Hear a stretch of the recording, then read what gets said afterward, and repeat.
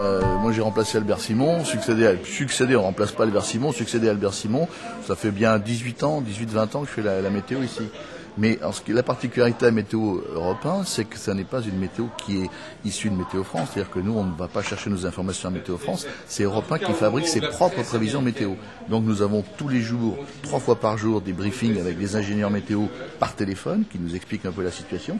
Et puis quand on arrive ici et qu'on doit présenter les bulletins, on se précipite sur nos écrans qui sont nos écrans d'ordinateur et nos écrans d'internet pour aller chercher des informations. Grâce à ces logiciels que nous voyons ici, nous pouvons faire des prévisions à 15-20 jours qui sont un petit peu plus fiables mais qui restent quand même un peu aléatoires encore. Au début, on travaillait avec des moyens totalement dérisoires. On captait grâce à des nagrafax les ondes courtes et on allait chercher les informations que transmettaient les centres de météorologie à leurs bateaux, par exemple pour la marine américaine. Alors on captait ce qu'ils disaient et on avait des courbes, des graphiques qui étaient complètement illisibles, c'était vraiment quelque chose c'était très empirique, mais on avait exactement le même type d'information, sauf qu'elle était 100 fois moins bien traitée et surtout elle était 100 fois moins fiable.